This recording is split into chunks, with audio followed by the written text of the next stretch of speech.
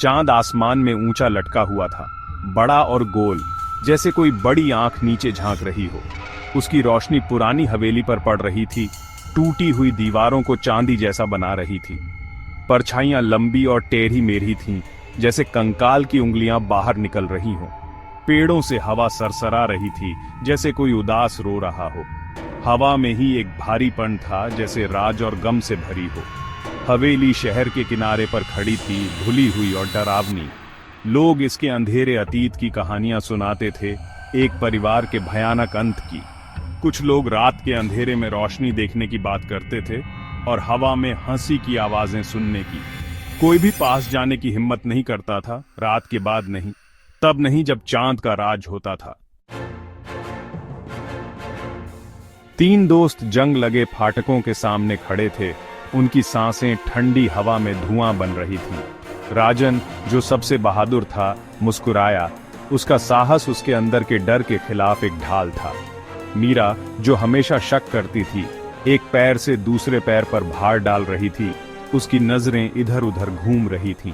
सिर्फ प्रिया, जो डरावनी चीजों की तरफ खींची जाती थी, निडर लग रही थी। उसकी आंखें उत्सुकता से चमक रही थीं। हिम्मत है तो गेट को छू के दिखा, राजन ने चुनौती दी। उसकी आवाज धीमी थी। मीरा ने उपहास किया, लेकिन उसकी आंखों ने उसकी घबराहट दिखा दी।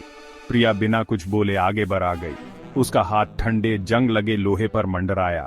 उसकी रीढ़ में एक सिहरन दौड़ गई जब उसने गेट को धक्का देकर खोला और गेट से एक कर्कश आवाज आई।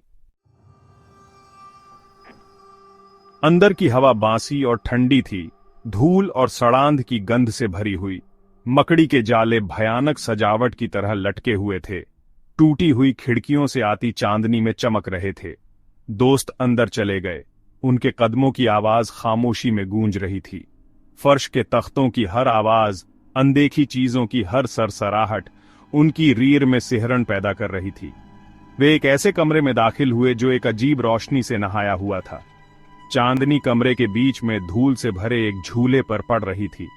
वह धीरे धीरे आगे पीछे हिल रहा था, मानो किसी अनदेखे हाथ ने उसे धक्का दिया हो।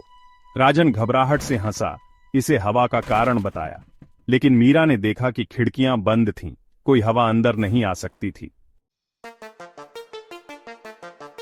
सुबह की पहली किरणें अंधेरे से निकलकर ओस से ढकी घास को सुनहरा रंग रही थीं। चिड़ियां चहचहा रही थीं, कुछ घंटे पहले हुई भयानक घटना से अनजान। हवेली के फाटकों के बाहर 3 लोग जमीन पर पड़े थे। राजन, मीरा और प्रिया। उनकी आंखें बंद थीं, उनके चेहरे पीले और आंसुओं से सने हुए थे। वे हिलने लगे। उनकी यादें टूटी हुई और डरावनी थीं। सीढ़ियों पर एक बूढ़ी औरत की परछाई, उसके हाथ में एक लालटेन झूल रही थी।